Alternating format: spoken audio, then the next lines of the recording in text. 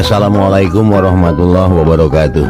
Haturan mitra dangu, alhamdulillah tepang dangu deui sareng Mang Barna. Urang ngadongeng deui mitra, neraskeun hancagarapan nu katuna carios kalayan judul Samagaha di Cempala, karangan Ki Leksa, didongengkeun deui ku Mang Barna. Dalamang sadayana mitra, mugia mitra aya dina ginanjar kawilujengan sararehat sadayana. Urang teraskeun hancana anu katuna.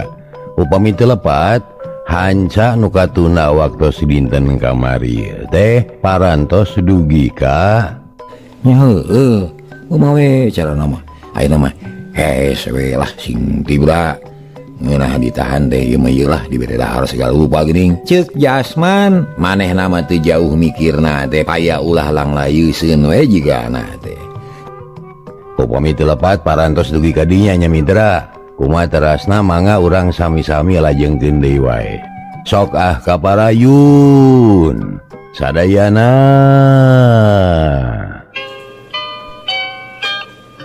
Mitra kaum dangu, di kamar Ki Gundali jempe teu aya nu ngomong deui, masing-masing umar sawangan nganteur lamunan bari nungguan datangna sakadang tunuh. Ki Gundali jeung baladna teu nyahoeun yen gigireun kamar manehna teh kamar si Ahwani nu ti beurang keneh geus cicing di dinya, ngan teu loba omong malah mangahaja nyempod we di nu buni bisi kanyahoan ku Ki Gundali. Atuh sakabeh omongan Ki Gundali jeung baturna ku Ahwani kadenge kabeh. Ahwani ngupat dina hatena kurang ajar cenah.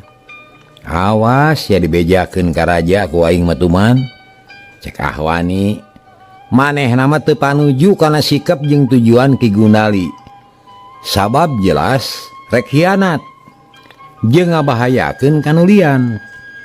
Ahwani geus buleud hatena yen rek babalik pikir moal deui-deui ngajalankeun kajahatan. Waktu terus maju, mangsa ngarayap namahan, peuting geus ngagayuh ka subuh, angin janari karasa tiis asa nyerep kana sungsum balung, nyecep mata kabulusan. Tekung silila ngong sora hayam jago kongkorongok, patemalan mata kuaas. Bray di wetan bijil fajar, di papag gurecetna sora manuk sairan anu reuteum dina pucuk awi. Bray beuki caang, sumiratna cahya fajar beuki luhur, beuki bodas nyingraikeun lalang sepeuting. Akhirna temong balebat, bray weh beurang. Jalma-jalma nyararing sato-sato laliar, hayam raung di sarada. Jalma arinit kapagaweanana, sato gede sato leutik laliar neangan pangupah jiwa. Kacaturkeun di panjara, ayeuna mah geus caang mabra kabeh ge sidik, teu aya nu matak ham-ham. Harita teh Ki Gundali jeung baladna geus nyaring kagandengan ku sora kuda di istal. Ari bray beunta horeng si mana horeng, kamar panjara teh ngajajar 3, kabeh disaring-sing ku beusi. Aya anu mata kaget jeung reuwas kamar kencaeun Ki Gundali dieusi ku jalma saurang, ngajentul we nangkeup tuur di pojok cameot bangun anu lungse. Buset, tanya kumana jaman? Syaro ya itu. Bari nunjuk ka Ahwani nu nangkeup tuur bari meletet keluar. Api-api teu nenyo ka balad Ki Gundali. Geuning si Ahwani saya di dieu. Ira asup nya. Pasti heulaeun urang euy. Sarta pasti taksiran urang moal nyalahan. Pangna urang katangkep teh dituduhkeun ku si Ahwani. Podara mekang, tuman pengkhianat mah podaran. Ceuk Sahro bari kekerot, langsung nuding ka Ahwani da moal aya di nu nyaho iwal ti Ahwani mah. Benar, si Ahwani dia kasabaran sia keun si orang siksa. Ceuk Ki Gunali jeung nangtung. Terus ngadeukeutan saringsig beusi anu misahkeun kamar manehna jeung kamar Ahwani. Jasman jeung Sahro nuturkeun. Panonna kabeh ge molotot bari kakerot. Ka Ahwani teh bangun anu kacida ceuceubna. Pok Ki Gunali nanya, Ahwani, kenaon sia? Sila di dia. Ahwani cengkat lalaunan. Red Ki Gunali melong teu ngiceup-ngiceup. Kawas kanu teu wawuh. Teu ngiceup-ngiceup kawas anu teu wawuh we. Tapi hatena mah galecok. Malah mananya ka Ki Gunali ngan teu kedal. Ai. Sugan geus teu waras si Ahwani mah euy. Ini tuh geuning kalakuanana cungangah cengeungeuh kawas anu teu hidang. Ceuk Ki Gunali bari melong ka Ahwani. Geus gelo meureun. Itu tuh beda panonna malohok teu puguh. Beungeutna bareng ngepas di edan balas disiksa meureun. Cek Jasman geus teu make kira-kira ngomongna teh. Asal ngeunah keur serangan we. Wah, urusan beungeut barengep mah sarua wae. Si lain geus sakitu beungepna eta. Ceuk Ki Gunali da jeung nyana sarerea ge eueuh anu walagri. Da memeh dibawa ka nagara teh pantarung heula. Wah, ulah ngahina tuh. Si Ahwani tanya heula mending ge. Cek Jasman. Ki Gunali ungeuk. Terus nanya deui ka Ahwani sababaraha kali tumanya. Tapi Ahwani anger teu ngajawab. Lain teu kadenge, lain teu kaharti, ngan ngahaja we. Supaya Ki Gunali teu ngomong wae. Da moal aya tungtungna Ahwani geus nekad rek misahkeun diri ti Ki Gunali. Teh sia. Da teu daek nemalan sia. Sugan kudu ditampiling sia. Hayang ditampiling sia teh. Nemalan sia goblok. Ceuk Ki Gunali bari kekerot. Peureupna dikebeulkeun. Kumaha nampiling apa jauh-jauh kieu? Batur di ditu urang di dieu. Mana sih namun bisa nampiling ti kajauhan. Ayo. Alah. Hanya agar ilmu paranti neungeut ti kajauhan. Can kapimilih euy. Ceuk Ki Gunali manehna sadar yen masing-masing boga tempat moal bisa ngadeuketan ka Ahwani. Keur parea-area omong kitu. Tarojol aya nu datang duaan horeng Ki Sarja jeung Ki Mursila. Reg eureun hareupeun panto kamar panjara. Jep anu keur ngaromong teh jempe. Ki Gunali diuk panonna melong ka Ki Sarja. Bangsat, wawuh ka dewe katuan teu? Henteu juragan teu wawuh. Temal Ki Gunali sopanaker. Pasti moal wawuh. Sabab can sidik kana rupa meureunnya. Padahal anu ngababeurik maraneh tepi ka ti babaranting teh pandewek. Wah sia. Akhirnya mengaringkuk dina tahanan. Rarasakeun. Isuk jaga ninggeto maneh bakal ditibanan hukuman anu satimpa jeung kasalahan maneh. Ceuk Ki Sarja bari seuri ngoa.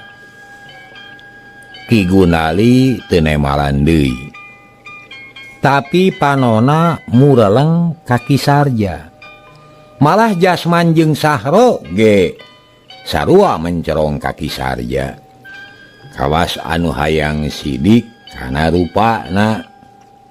Geus teu diajak ngomong nu giyul mah geus. Sok-sok kadinya. Kadinya ieu ngomong we, sok-sok kaluarkeun si Ahwani tah. Urang jagrageun ka pangadilan, sok buru. Ceuk Ki Mursila bari nunjuk ka Ahwani. Nu harita cameot bari ngadengeken anu ngaromong. Ki Sarja mukakeun panto kamar Ahwani. Jepret brai panto muka tuluy gugupai ka Ahwani. Digupayan teu baha terus keluar ti kamar, nurut ka Ki Sarja teu ieu wani ngabantah. Ki Sarja jeung Ki Mursila teu ngaromong deui. Leos init ngaping Ahwani dibawa ka jero karaton. Barang bus yang horeng geus kumpul para ponggawa menak nagara. Beraja geni ge geus aya. Para jaksa jeung hakim kumpul rek mutus hukuman ka Ahwani. Brek Ahwani deku ngeluk tungku teu wani neuteup ka Kanjeng Raja. Hatena geus pasrah, rek dikitu rek dikieu ge ikhlas ridho. Atuh pok Kanjeng Raja teh ngandika, para abdi sakabeh, kaula neda banyak si mungaran kaula rek nibankeun hukuman ka hiji jalma anu geus bukti ngajalankeun kajahajan. Tapi sakumaha nu geus kasaksi ku sararea yen kaula mah nyekel kakawasaan teh henteu mutlak. Lantaran ngan ukur jadi wawakil pikeun saheulaanan. Samemeh Raden Anom Jakalara sumbing. Tak kulantaran kitu. Putusan hukuman keur si Ahwani sapinuhna masrahkeun ka sidang pangadilan anu baris dipimpin ku Hakim Agung Nagri Cambala. Hukuman naon anu merenah? Prak milih sing adil ngan kaula menta si Ahwani ulah ditibanan hukuman pati. Sabab geus nemongkeun sikap anu hade. Nyaeta rek babalik pikir sakitu pamenta kaula prak masyarahkeun ka para hakim jeung jaksa. Mitra kaum dangu deg-deg jajantung Ahwani ratug. Hatena pating sarblak tapi najan kitu ge aya keneh pangharepan. Lantaran Kanjeng Raja geus mere ancer-ancer yen Ahwani ulah ditibanan hukuman pati. Nun Gusti, mang nu mancen tugas salaku hakim nampi kana timbalan gambaran. Rupina ye sidang urang awitan wae supados enggal rengse kanggo kasayan sadayana. Mangga. Cek Raja Jakabumi. Neda panyaksi ti sadayana kaula salaku hakim menta keterangan nu jelas ti para jaksa nah naon kasalahan si Ahwani teh. Tuduhan jaksa perlu diyakinkeun ku barang bukti. Mana barangna nah aya buktina. Hakim ngareret ka Ki Sarja jeung Ki Mursila anu diukna ngareneng. Koja nu dieusi duit geus dijagrageun terus ditemongkeun ka hakim. Iya Pak Hakim. Cingan bijilkeun eusina. Borolo eusi koja teh dibijilkeun. Ari breh duit jeung perhiasan rupa-rupa. Aya kongkorong, aya ali jeung gelang anu dijieun tina emas. Malah aya nu matana inten. Ayeuna kumaha pangakuan anjeun Ahwani? Hakim nanya ke Ahwani anu tita tadi ngabandungan kalayan daria. Abdi nampi kana tuduhan ngaduruk bumi. Abdi nampi kana tuduhan ngagaradah urang desa Mancala. Oge abdi nampi kana tuduhan meres ka maksade meres ki saya.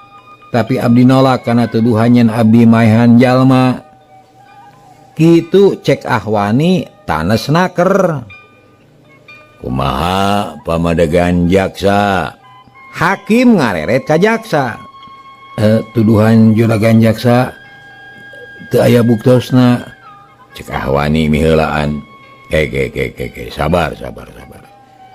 Keun jaksa sina maca tuduhana.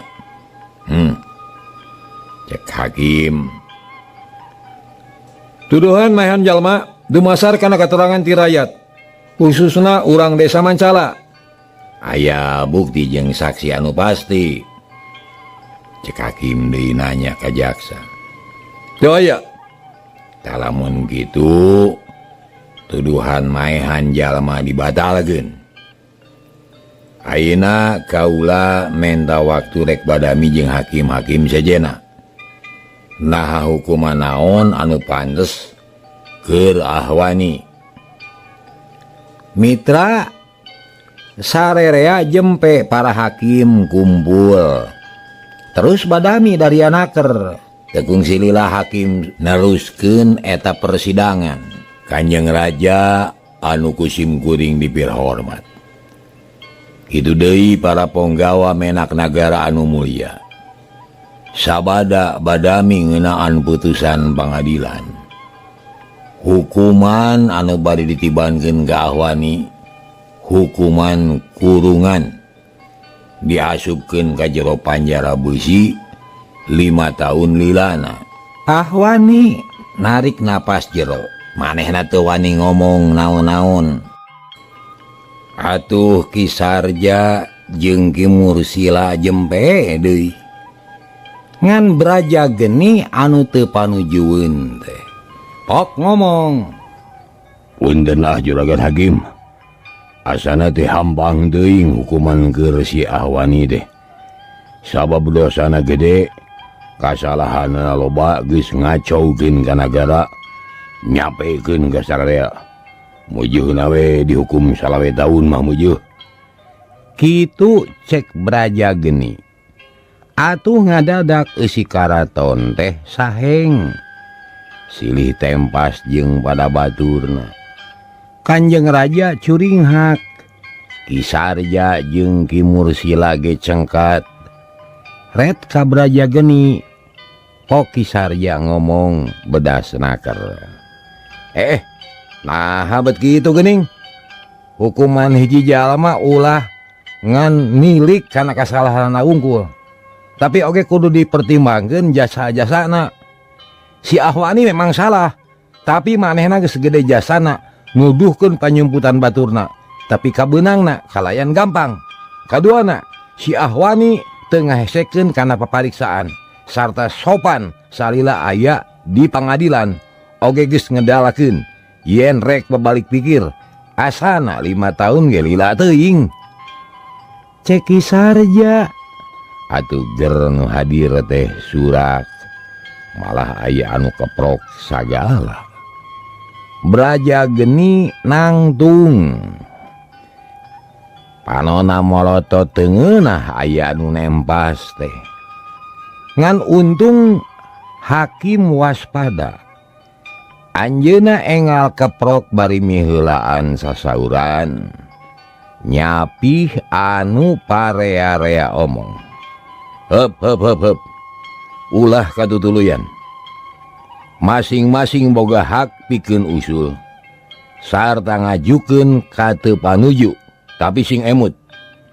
Ieu teh pangadilan anu saadil-adilna. Disaksian ku raja oge dumasar kana hukum anu berlaku di nagara urang. Kulantaran kitu, pikeun keamanan jeung katentreman balarea. Usul Patih Braja Geni, usul Ki Sarja ditolak. Putusan tetep sakumaha nu geus diumumkeun tadi. Ger atuh hadirin teh keprok. Kanjeng Raja panujueun pisan. Pok sasauran. Kaula satuju kana putusan hakim. Hatur nuhun Gusti. Hakim mangut. Geus kitu mah hakim nanya deui ka Ahwani. Naha narima atawa henteu. Ahwani ngajawab tandes yen narima kana putusan hakim malah mamake jeung nganuhunkeun sagala. Sabab cek taksiranana mah sakurang-kurangna 10 tahun. Satuluyna Ahwani dibawa ku 2 pangawal, diasupkeun kana panjara besi anu tempatna beda jeung panjara urut ditahan. Sabab panjara hukuman mah tempatna misah rada anggang ti wawangunan karaton. Geus kitu hakim haturan deui ka raja, "Nun Gusti, kumaha kangge salajengna?" Kieu paman hakim, aya 3 deui pariksaeun teh. Tapi kateranganna can lengkep. Siapa benangna puting. Jadi moal bisa disidangkeun ayeuna keun bae tahan we heula 2 poe mah. Mun geus lengkep sagala rupana prak sidangkeun deui. Ngiringan sapangersa gambaran. Wah nah hese-hese deui. Langsung we adu ayeuna lah. Cek Braja Geni bangun teu sabar. Hatena amek wae manehna mah teuing kumaha perbawana. Ngan hayang nyegag wae ka batur teh. Paman Patih Braja Geni, teu hade nibankeun hukuman gancang bari jeung pincang. Tapi kudu puguh jujutanana, kudu lengkep kateranganana supaya adil dina nibankeun hukuman. Waler Kanjeng Raja. Nah, ari si Ahwani geus lengkep kitu. Dianggap lengkep sabab sabot anjeun ngudag Ki Gunali. Di dia ngumpulkeun katerangan anu salengkep-lengkepna.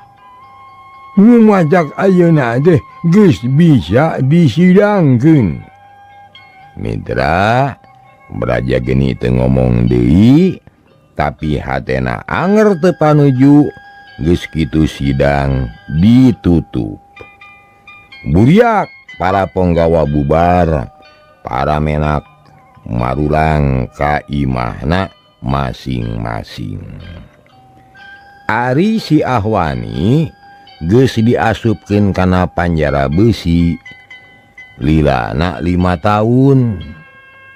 Sedangkeun Ki Gunali jeung nu duaan rek disidangkeun sabada katerangan jeung buktina kumpul.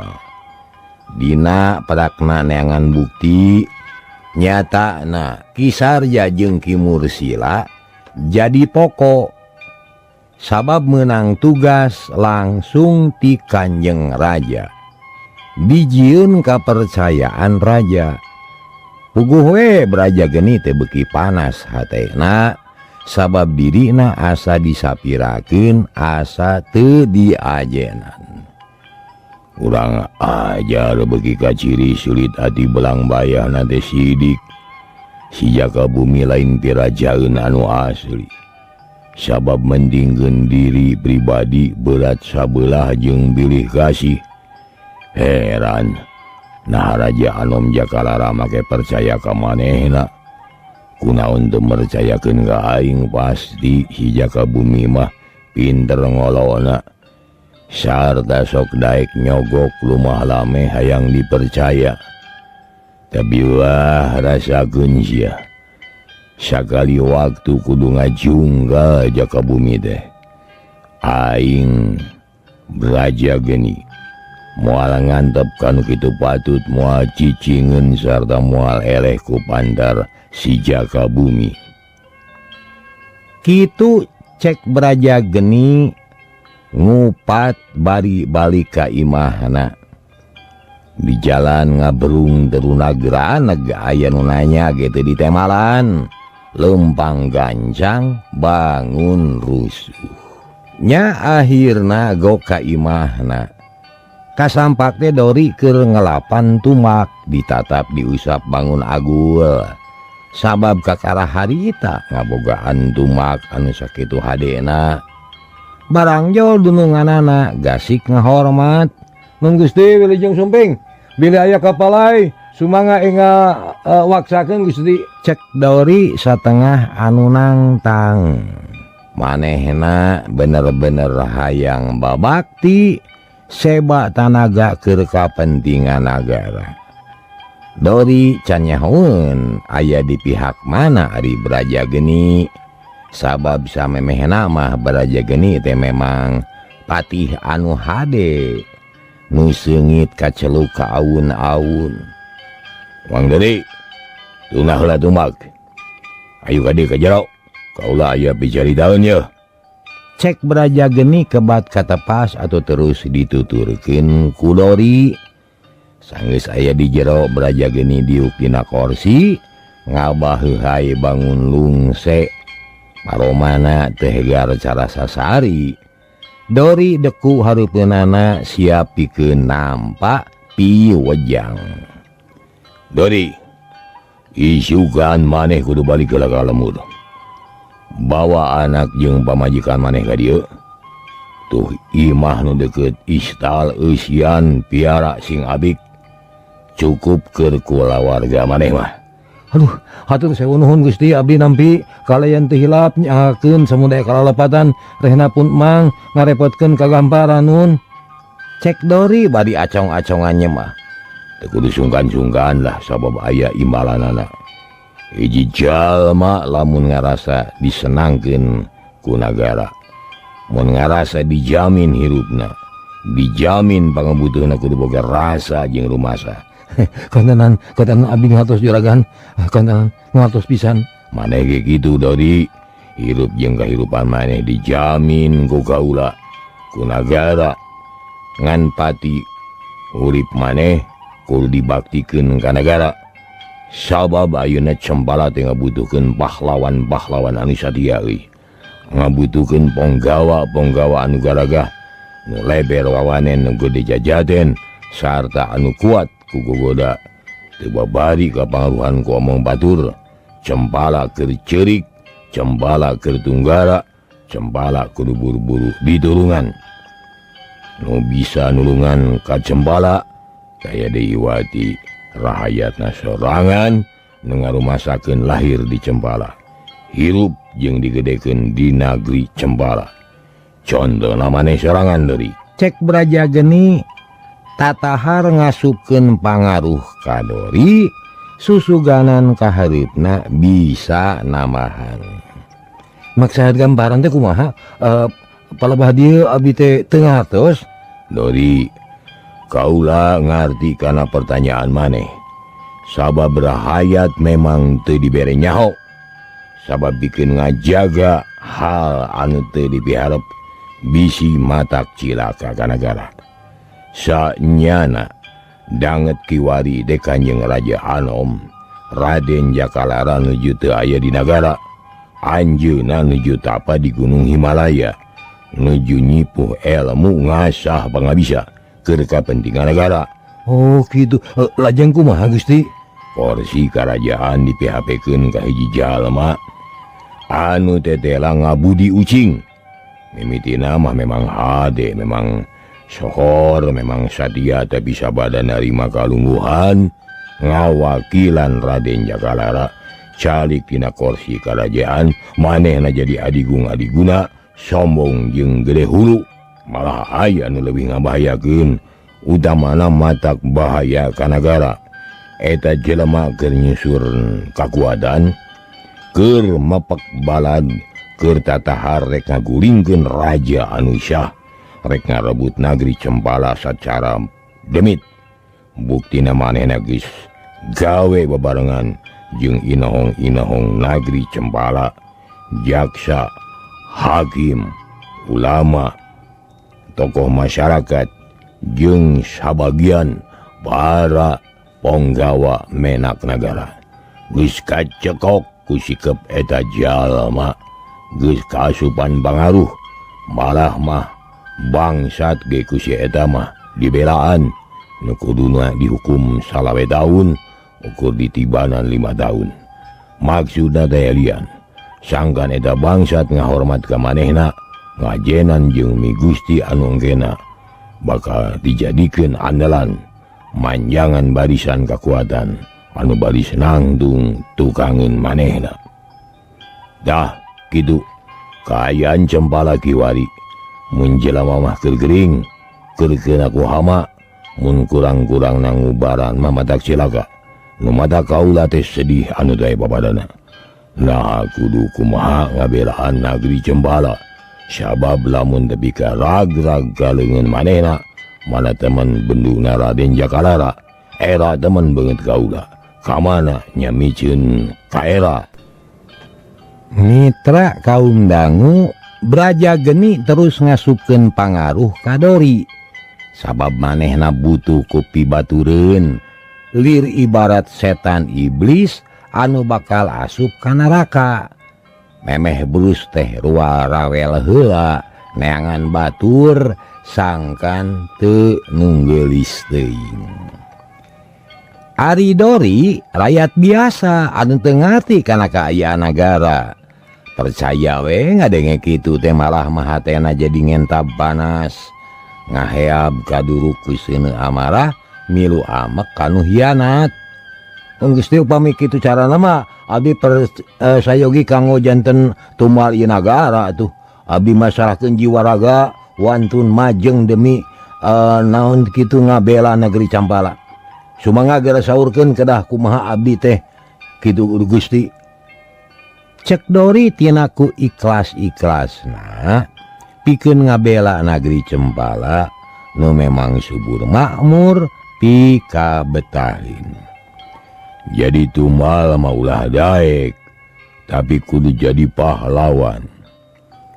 Prak jai Cempala ubaran Cempala belaan sing tepi ka walagri deui sabihara sabihari sanggan urang ayem tengrem sarta betah tumanina. Temal Braja Geni. Oh sumun abdi sangem janten pahlawan moal sieun lah moal keung kanggo ngabelaan nagara jadu mundur pantrang mulang mun tekad tacan laksana. Dori tetep ngagedur semangatna. Ayeuna kieu Dori urang ulah gagabah dina ngayakeun tinakan. Kabatur mah kudu biasa-biasa we ulah nyirikeun yen urang boga maksud ngan kudu telik ulah percaya teuing kana omongan batur kudu boga pamadegan sorangan ngan samemehna maneh kudu latihan heula latihan ngagunakeun tumak pedang jamparing oge leungeun kudu jadi pakarang awak kudu kuat jiwa kudu sehat uteuk kudu caang sumanget ngagedur ulah jejerih ku padi ulah sieun ku paeh sabab paeh dina ngabela nagara ka asup syahid. Sumun kartos Ayeuna putusanna kieu isukan maneh kudu buru-buru nyokot anak jeung pamajikan mun aya dulur anu deukeut lalaki anu kuat sehat utamakeun para pemuda bawa ka dieu urang jieun kader picaloneun pahlawan anu baris ngabela nagara. Tas sakitu heula isukan lamun geus aya batur urang badami deui. Cek Braja Geni dariana keur cedok Dori nyemah. Sumangga Gusti sajadi estokeun pisan. Bral ayeuna mah rengsekeun heula pagawean bedog asah euy tumak asah euy jamparing kumpulkeun euy tameng piara pokona mah gagaman perang kumpulkeun bisi dina hiji waktu butuh. Mangga kulanun. Mitra geus kitu mah Dori teh kaluar ti tepas terus nuluykeun deui pagaweanana. Ari Braja Geni ngahulang sorangan mikir-mikir pilampaheun naha kudu kumaha supaya manehna bisa mapek balad saloba-lobana. Braja Geni boga niat rek barontak hayang ngarebut kakawasaan hayang miceun jaka bumi nu dianggap jadi panghalang kana cita-cita dirina. Awas ya jaka bumi rahasiakeun wawalas aing pek ayeuna masing bendet heula isuk jaga ningge tu rarasakeun akibatna sia. cek Braja geni terus nangtung bus ka jero imah. Atuh teu bijil deui kawasan mah terus sare ngareureuhkeun kacape. Cag tuna heula ka hareup ka samber deui.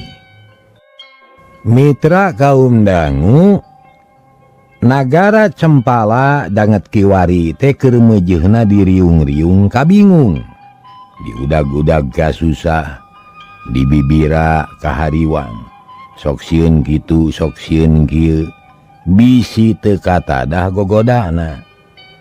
Tapi sabada katangkep nu jahatna, nyatana Ki Gundali jeung anak buahna Raja Jakabumi jeung kanca-kancana ngarasa tentrem.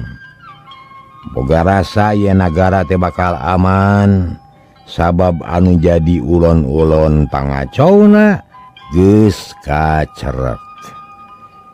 Ki Sarja jeung Ki Mursila beki kapake we gawena teh, lantaran dipercaya pisan ku Kanjeng Raja. Para ponggawa menak nagara, para jaksa jeung hakim tepetot-petot maruji kadua panggawal nu geus hasil nangkep jalma jahat sarta bisa meruhkeun Braja geni. Tapi kahasilna ngaringkus komplotan garong gerot. Ku kituna Ki Sarja jeung Ki Mursila terus diparentahkeun pikeun ngumpulkeun katerangan ngeunaan Ki Gundali, di mana bae geus ngalakukeun kajahatanana, naon bae dosana, saha bae nu geus dirugikeun ku Ki Gundali. Ki Sarja jeung Ki Mursila terus maluruh ka ditu ka dieu sarta sakalian diumumkeun kasakumna rahayat. Tetelah hasilna hade, burudu datang laporan ngeunaan Ki Gundali. Malah bandar lauk anu kungsi lumpat tea lapor ka karajaan yen kungsi nyaksian kajahatan Ki Gundali waktu di pasar lauk. Atuh teu hese ngumpulkeun fakta teh, karek 2 poe ge geus numpuk sarta loba saksi jeung bukti anu ngaberatkeun ka Ki Gundali jeung anak buahna. Nya dina hiji poe Ki Gundali jeung Jasman Katut Sahro dipapageun ku Ki Sarja jeung Ki Mursila. Kuring mami harap eta 3 jalma teh sing ditibanan hukuman berat, utamana Ki Gundali anu jadi kokojona sakurang-kurangna ge dihukum penjara lah 20 tahun gitu tah. Cek Ki Sarja ka Ki Mursila bari leumpang muru ka tempat tahanan. Bener satuju pisan lah. Tapi marahna teh aya gunana pikeun urang mah sabab bisa saat nya geus nyalametkeun nyawa urang ban. Temal Ki Mursila tanes nya apan mun Ki Gundali teu katangkep, Braja geni teh bakal ngamak sarta terus-terusan mitnah ka urang. Buktina kitu wae manehna mah geuning bagan anu ijid ka urang teh. Oh bener. Memang jelemana rada miring si Braja geni mah. Barangasan darah tinggi eta teh, darting. Sedeng meureun euy. Tapi lah ulah sieun-sieun. Salah mah moal pahili jeung bener, buktina teu burung salah amat urang teh. Bangsat katewak Braja geni kawiwirangan heuh. Ceuk Ki Sarja beki gede kayakinan yen pikeun anu bener tujuanana teu kudu hariwang. Geus tepi ka panjara sok boga kuncina euy. Ceuk Ki Mursila regarandeg hareupeun panto beusi. 2 pangawal mureleng ka jero panjara Ki Gundali jeung baturna Dariuk bari ngalamun. Panonna ceuleuyeuk beungeutna sepa, kurang sare jigana menjaba pikiran karusut bingung. Gundali, poe ieu maneh jeung batur maneh rek disidangkeun. Awas, ulah nemongkeun sikap anu kasar teu sopan bisa ngaberatkeun kana hukuman. Bejaane urang mah. Ki Gunali teu nemalan. Geus teu aya sumanget pikeun ngomong. Sabab hate keur mejehna kararusut para rusing. Ari Ki Sarya kolotrak ngalaan kunci panto berai muka. Keluar. Ki Sarya marentah supaya Ki Gunali bijil. Kuniang aduh tiluanana nangtung bangun laliat. Terus keluar ti kamar tahanan. Mungu dina hate mah hayang perabet we lumpat hayang kabur tidinya, hayang bebas laluasa. Tapi dipikir deui lamun kabur bakal cilaka. Malah teu mustahil mun pegat nyawa. Sabab di sabudeureun karaton loba prajurit pangawal nu samakta pakarangna.